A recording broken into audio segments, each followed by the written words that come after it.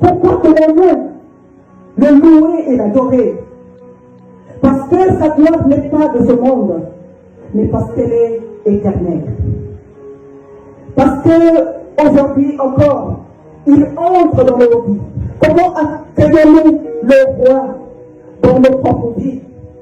Et comment restons-nous fermes dans notre foi au milieu des épreuves et tentations du monde? Cela nous enseigne que la louange et l'adoration humaine est parfois conditionnée par nos propres désirs et besoins. Nous sommes de ceux-là qui sont courageux pour accepter la croix, porter la croix de Jésus. Oui, accepter Jésus-Christ, ce n'est pas aussi une vie facile. Nous pouvons dire que après le baptême fini, avec la souffrance, nous sommes libérés.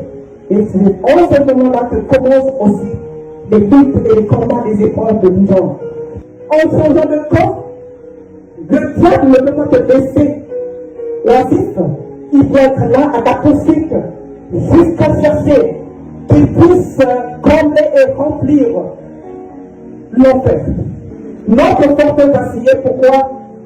Parce que nous sommes incertains. Nous avons en nous des doutes. On se dit, mais ce Dieu-là, depuis que nous attendons, il ne fait rien. Ben, je suis fatigué et j'abandonne. Or, un enfant qui gagne, qui est dans le corps de Jésus, n'abandonne jamais. Un gagneur gagne toujours. Mais un lâche lâchera parce qu'il ne connaît pas la voie du Seigneur. Et il n'a pas de fondement solide en Christ. Oui, et c'est en cela que notre foi ne peut que vaciller. Ce n'est plus nous qui vivons, mais c'est Christ qui vit en nous. Il y a en quelque sorte un déclic qui se passe dans le monde céleste où nous sommes en connexion avec le Seigneur. Notre chair est faible, notre chair est vouée à la souillure, mais notre âme et notre esprit doivent adorer le Seigneur. Et si nous imposons cela à notre âme et notre esprit, la chair va obéir. Et nous devons alors faire des efforts en demandant la présence du Seigneur dans notre vie. Nous pouvons dire que nous sommes assurés que nos cris de Hosanna, nos cris de louange ne doivent pas être temporaires, mais ancrés dans une relation durable, en intimité avec le Seigneur. Oui, ce n'est pas comme nous sommes à l'église seulement que nous devons adorer le Seigneur. Mais dans nos maisons, nous devons avoir de l'espace, le temps, la disponibilité, être disposés pour louer le Seigneur. La louange et l'adoration peut être aussi dans la manière où nous vivons, nous servons les autres. Dans la manière où nous avons la compassion de ceux-là qui sont faibles. Bien-aimés, la louange et l'adoration, ce n'est pas seulement un slogan, mais c'est une vie. Une vie avec le Christ. Et Hosanna, ce n'est pas juste un mot religieux, c'est un cri de cœur, une déclaration de foi.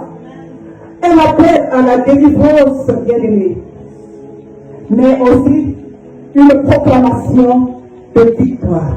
Tu es le Seigneur et tu règnes. Tu es le Seigneur et tu règnes. Oui, le Seigneur va régner dans nos vies, dans nos pensées, dans tout ce que nous faisons, afin que nous puissions être guidés par lui. Et le fondement, c'est la parole de Dieu.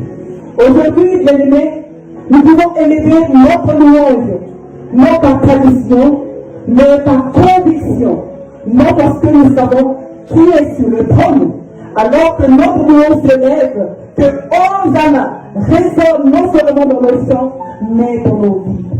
Oui, nous aussi, nous sommes appelés à crier Hosanna. Crions tous Hosanna! Hosanna! C'est le cri de cette foule, mais que cela soit aussi le cri de ton cœur. Louez non pas seulement parce que Jésus peut faire, pour ce qu'il peut faire, mais pour ce qu'il est, le roi, le sauveur, le Fils de Dieu, digne d'adoration.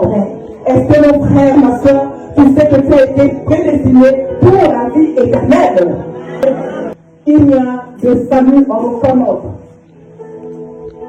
sinon que dans le nom de Jésus-Christ. Jésus est notre Seigneur. Il est venu pour nous libérer, pour nous sauver. Et nous devons prendre cela comme une occasion pour nous de dire que nous sommes fiers parce que nous avons un sauveur qui est venu. Il est pas venu en forme de guerrier, mais en forme d'humilité et en apportant la paix. Que la paix de Dieu soit dans nos cœurs. Bien-aimés, Jésus t'aime. Et nous aime tous. C'est pour cela qu'il est venu en sacrifice se donner pour toi et moi, afin que nous soyons sauvés. Sauvés de cette humanité perverse. Sauvés de ce monde. Alors, saisis cette occasion de louer, adorer ton Seigneur chaque jour.